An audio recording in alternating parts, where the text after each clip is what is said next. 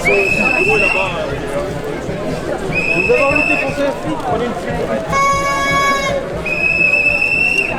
Continuez même après.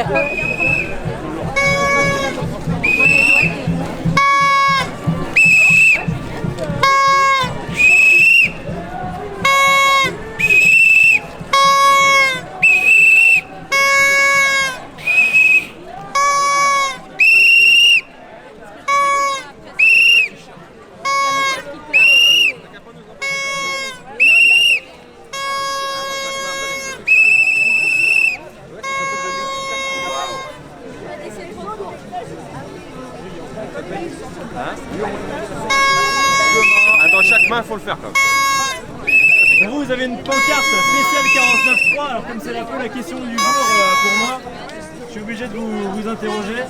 Est-ce que vous pensez que le déclenchement du 49.3, c'était jeudi, Oui. ça, c'est un tournant dans cette mobilisation qui dure déjà depuis plus de 2 mois? Je pense et j'espère. En quoi? Faut que ça parte en vrille, faut que ça pète là. Faut que ça bloque, faut que ça pète, faut qu'ils comprennent. Votre état d'esprit, est-ce qu'il a changé depuis mercredi par exemple? Ah oui, oui. Ah oui, oui, oui. Pour quelle raison? Enfin, comment vous vous sentez Ouais, on se sent trahi. On se sent trahi, ils ont voté ça dans leur coin. Ça, j'appelle même pas ça voter, c'est décidé. Point final, quoi. Ils ont tenu compte de la vie de personne, c'est inadmissible. Voilà. La suite c'est quoi? Vous espérez quoi? Que le gouvernement démissionne? 1m68. Moi j'avais 3 ans, c'est dommage, j'ai pas pu participer, mais celui-là j'aimerais bien. Les 68, l'issue c'est quoi? C'est les accords de Grenelle et puis Faut virer tous ces gens faut qu'ils arrêtent et qu'ils annulent ce vote, quoi. Et au pire, enfin, même qu'il n'y ait pas un vote, qu'ils virent ce texte. J'imagine qu'il n'y a pas que ça, il n'y a pas que les retraites qui vous énervent dans Les la retraites, politique du gouvernement. l'inflation, ils écoutent pas le peuple. On peut dire ce qu'on veut, ils en ont rien à foutre, quoi.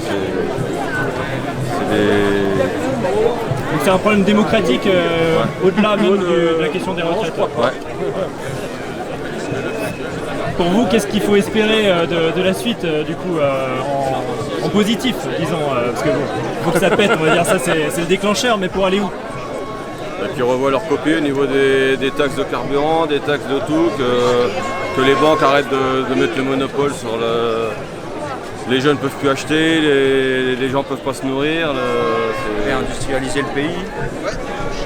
Le profit, maintenant le monde vit pour les actionnaires, on n'arrive plus à vivre de son travail. Vous êtes dans quel secteur d'activité? Naval. D'accord. Dans la marine marchande? Non, fabrication de bateaux. Ok. Dans le Trégor? Ouais. Ok. Est-ce que vous sentez que, je sais pas, votre collègue peut-être, cette mobilisation-là, sur le chantier, ça délie les langues, ça parle plus politique que d'habitude? Oui. Ah ouais?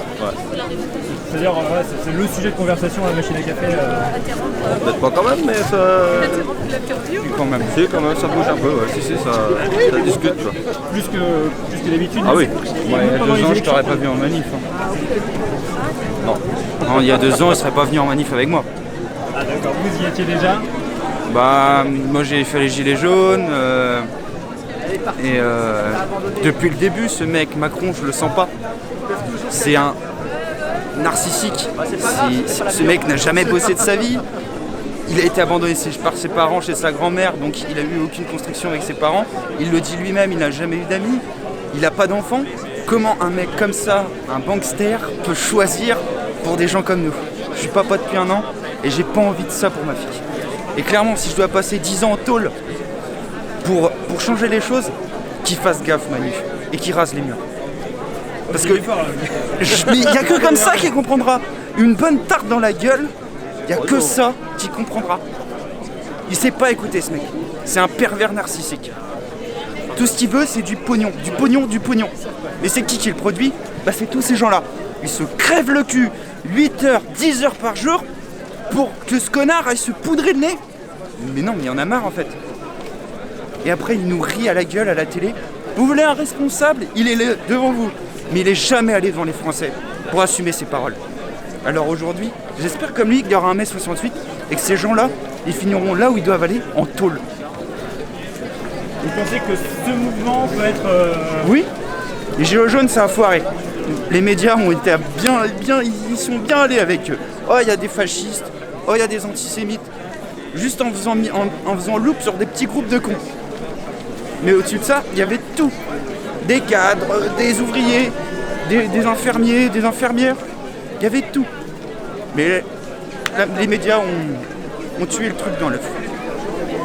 Mais là, j'espère que franchement, comme tu dis, la retraite, ça concerne tout le monde, que tout le monde y aille et qu'on les fasse enfin plier, c'est tout. Alors vous espérez quoi après avoir fait plier Le RIC, qu'on fasse comme en Suisse, que ce soit la population qui vote sa loi.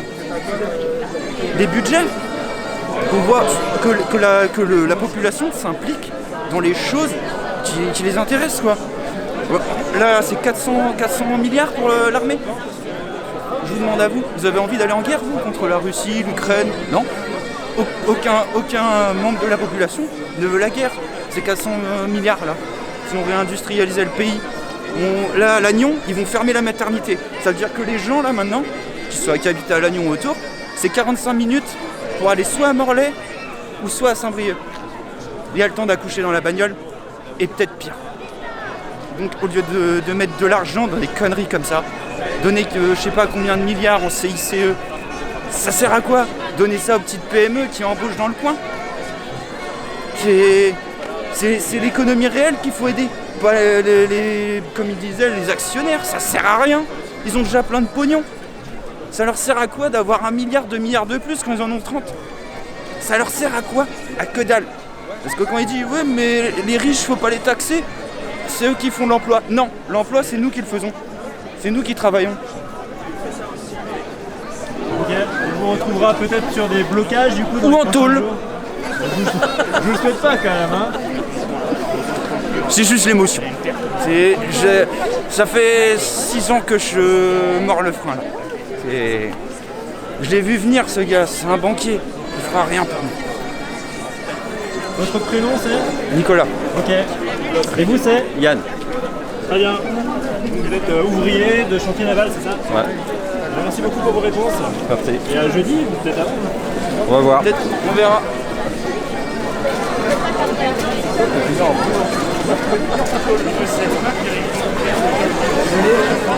Allez.